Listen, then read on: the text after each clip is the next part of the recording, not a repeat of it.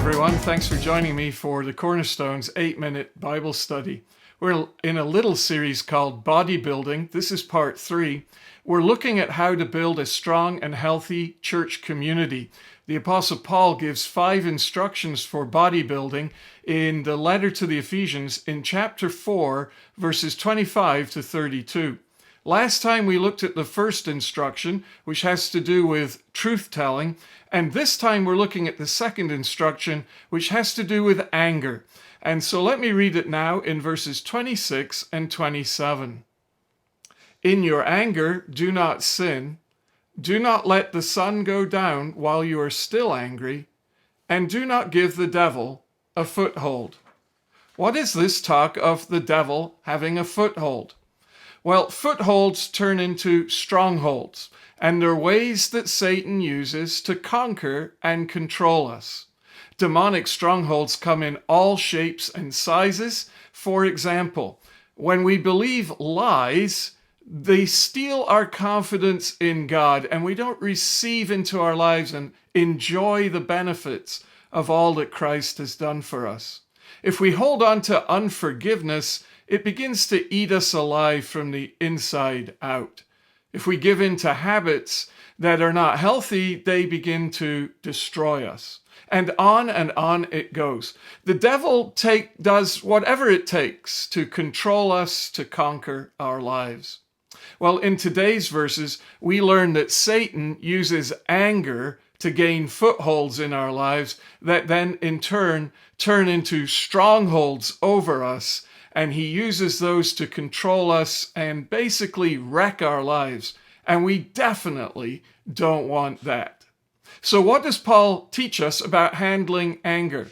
Well, he tells us why to get a handle on it, obviously, satanic strongholds. He tells us what not to do with anger, and he tells us what to do with anger. Well, let's begin our study with a look at what not to do with anger. Paul writes, "Do not let the sun go down while you are still angry." Paul is talking about putting a time limit on anger. One way Satan gets a stronghold in our lives is through sustained, selfish anger that we will not let go of. Days turn into weeks, and weeks turn into years, and years turn into lifetimes of bitterness and resentment. It's not good for us. It's not good for the church. You know what I mean. Someone hurts us, and we won't let it go. Anger turns into resentment, and resentment turns into bitterness, and before we know it, we're looking for ways to get even. Bitterness is a destructive, toxic force inside the church. Turned inward on ourselves, it leads to depression, and you can imagine a whole church full of people who are so angry with others that they're lost their joy and they're deep in a dark cave of their own making. Turned outward, bitterness leads to hatred and division in the church. It even leads to conflict and violence. And we've all read stories, or maybe you haven't, but I have read stories of leadership teams in the church resorting to punch-ups to resolve difficult issues. Obviously, that's not God's plan, but it is Satan's, and it is a stronghold. A bitter person says, "I'm tired of waiting for God to take care of this. I'll take matters into my own hands." And of course, that's like holding a huge banner at the door of your heart and saying, "Satan, please come in, conquer me and control me and use me to hurt the church." It's just not a very good situation at all. So Paul says, do not stay angry overnight. Put a limit on it. Get it sorted out as soon as possible. ASAP. You know what I'm talking about. Now, let's talk about what to do with anger, because you might be saying to me, okay, I understand I shouldn't hold on to it, but I can't help myself. I just don't seem to be able to let it go. Yeah, well, Paul has a help for us. He says in the literal way of translating, get angry, but don't sin. Paul's saying, yeah, it's good and appropriate to get angry about the things that God gets angry about. And God gets angry about stuff. For example, idolatry. When people reject him and replace him and worship things that are not God, he gets angry about that. Proverbs chapter 6, verses 16 to 19 says, "There are 6 things the Lord hates, even 7 things that are detestable to him.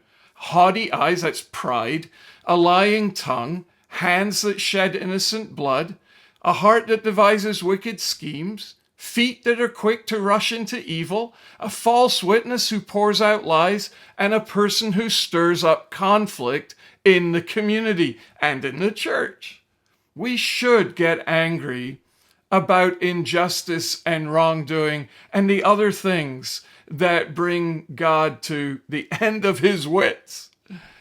Paul is saying, okay, indifference isn't an option sometimes. If we're thinking about child trafficking and elder abuse, Paul says, yeah, be angry. But then immediately, as quickly as he can, he adds, but don't sin.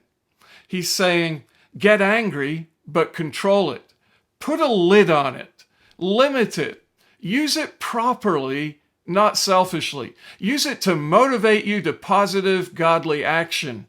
Don't let it dominate you and give Satan a stronghold. Can I be honest? That sounds impossible to me. How about you? Anger, I can feel it burning in me and beginning to build up sometimes. It's like a tornado. It's out of control. No one can put a lid on a tornado. So how can we follow Paul's advice here? Well, there's only one way to contain anger. And that's to take that hurt or wrong and that person who did it to you to the cross where Jesus died. That's where Jesus took all the sins of the whole world, every wrong done by every person who ever lived, including that wrong and that person who hurt you. Bring it there. Release your anger at the cross and let Jesus die for it there. Forgive those who hurt you at the cross. Let him die for you or for them there. Let Jesus take care of it. That's the only way I know to be free of past hurts and bitterness. Like, take the chains off and give it all up at the cross of Christ.